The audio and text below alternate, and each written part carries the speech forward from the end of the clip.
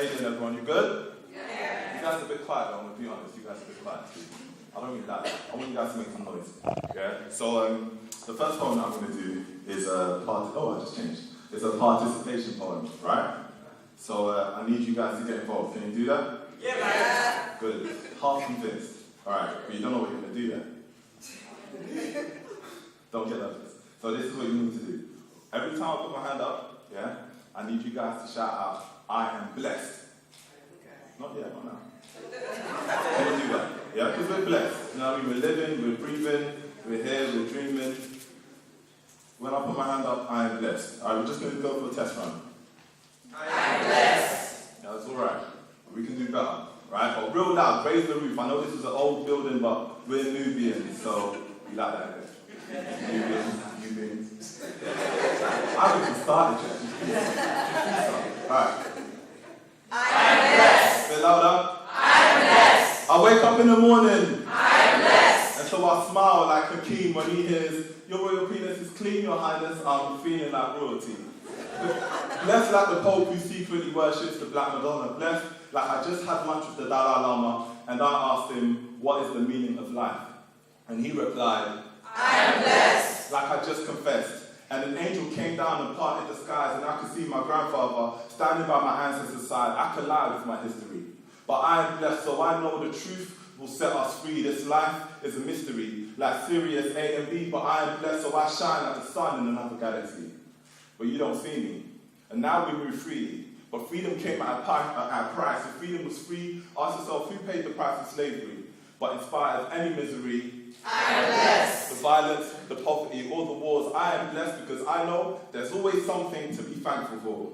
Blessed like the Moors who ruled and set up schools from Timbuktu to Salamanca. Blessed like the Olmec spiritual complex, ancient texts written from the solar plexus, the nexus that connects us to the sun. Blessed like of African gods, Ogun, Olodare, Yahweh, Horus, or Jesus. Blessed like the very first time I opened my eyes and I saw truth. Blessed like the time I thought I was too blind to love until I saw you. So remember, I am blessed. No matter what we're going through. All right.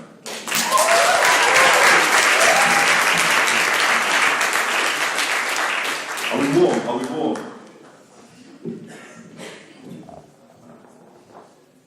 There we go. Okay. Have you got any hip-hop fans in the house? Yes! Oh, I'm so excited because I didn't think anyone would reply. Because I wrote a poem on hip-hop and it's new. This is it's an exclusive. So you guys are blessed to hear it. See what I did that? So yeah, this is a poem on hip-hop, and I love hip-hop. I grew up on hip-hop. Like, I remember listening to underground radio stations, and these guys would just rap over beats with like four syllables in each word and so on. It would just flow. It'd be so exciting. But obviously, the mainstream image of hip-hop isn't kind of pitched like that. So this is a poem about hip-hop, the way I experienced it. I found hip-hop lying in a comatose state on a cassette tape labeled 1998. So I put it in the radio and pressed play. And the first place I heard hip-hop was in my mother's voice. The weight of her pain was too heavy for her words to explain, but I could see it written clearly across her face. So I kept looking, and I found hip-hop, an ancient tradition now sold out by capitalism, so the only return we get on an investment is cash money, 50 cents, and 2 chains. I found hip-hop on a runaway slave with 2 chains. One around his feet, the other around his brain, go figure. So excuse me if I still feel the pain when someone calls me and says, "Yo, what's up, man?" Because on them shit, they used to say, "What's up, man? Think quicker." History is bigger than cultural appropriation. I am African. We are one people from many nations. I found hip-hop in the struggle, in the Haitian rubble and the Congo mist. Olympic podium, clenched fist. The war cry of Toussaint Louverture and Dessalines, Dali Bookman's prayer, and the poetry of Patrice Lumumba's Independence Day speech. The flow of a Thomas Sankara freestyle on the dusty roads of Burkina Faso. But now brothers on the corner getting lean. Leech on the blood that flows on the veins of a crack fiend, all the while trying to forget the pain the day a pregnant teen makes her way to the abortion clinic, turning her womb into a tomb, her cervix into a cemetery. Too soon, so many warriors we lose. We choose to confuse the truth from the lies. I found hip-hop on the estates, Scripture scratched inside dodgy lifts, broken gates, graffiti etched on walls like hieroglyphs. Grandmother carrying the family shopping up the stairs on a rainy day. See, starting from the bottom means nothing if your people are still there. But we all know that certain guys aren't hip-hop anyway. See, hip-hop is the knowledge. That the construction of the pyramid, spiritual mathematics, the Shango bone of the Bantu Congo, hip-hop is the knowledge. That the school kid who gets sent out of class for asking too many questions, hip-hop is the education that we never receive from the mainstream institutions.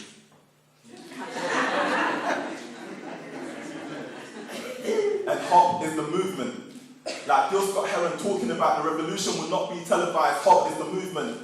Like Marcus Garvey had 8 million followers worldwide, hop is the movement. Like sisters who lead the revolution, Yaya Santua, Angela Davis, or Nanny of the Maroon. See, if we're not careful, they'll do to hip-hop, just like they did jazz and blues. You'll recognize the sounds, but you won't know its roots. So to hip-hop, you've got to stay true. Hip-hop is the knowledge and the movement. Hip-hop is you. I'm talking about hip-hop. So don't act like you never heard the Thieves Banquet kill the radio. The people know it's common sense that there is a light, a black star that shines below the heavens. We've got the blueprint to the constellations. Brand new pins on astral navigation across the skies, black on both sides of the universe. Genius is a gift and a curse of humanity. This is my sideline story. In my country, I'm out for presidents to represent me. I'm out for presidents to represent me. I'm out for presidents to represent me. I'm out for dead presidents to represent me. I didn't find hip-hop. Hip-hop found me. Thank you.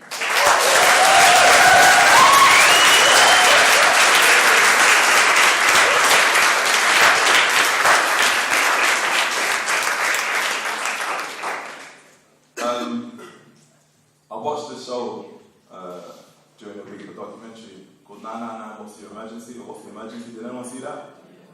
Okay, it's really kind of a touching show. It touches on mental health and suicide and depression and so on.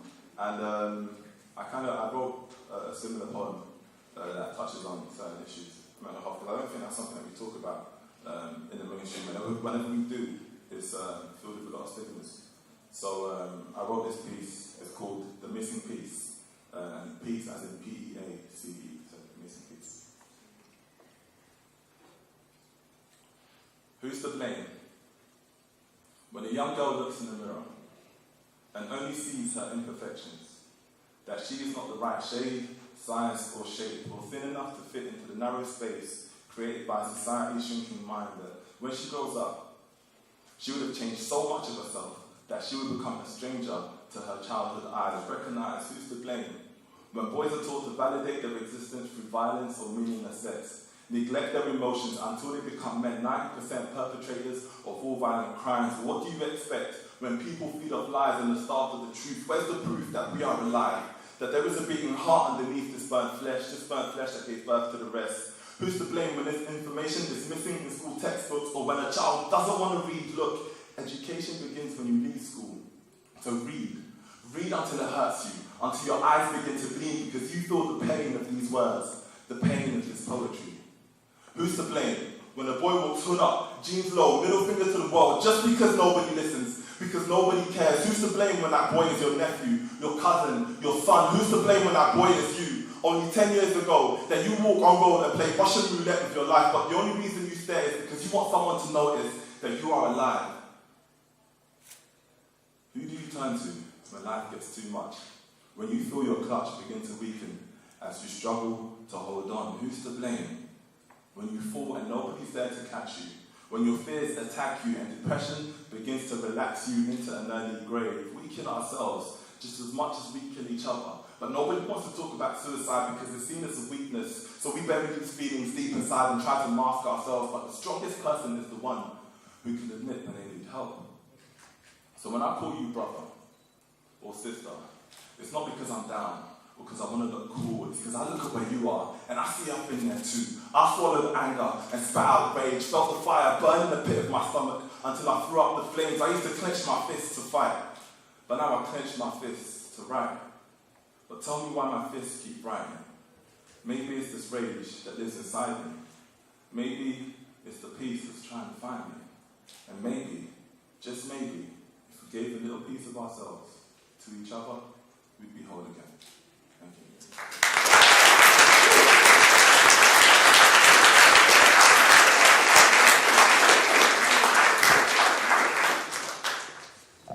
I'm going to do one more piece, but before I do that, bit of promotion, self-promotion, don't act like you weren't expecting it, come on.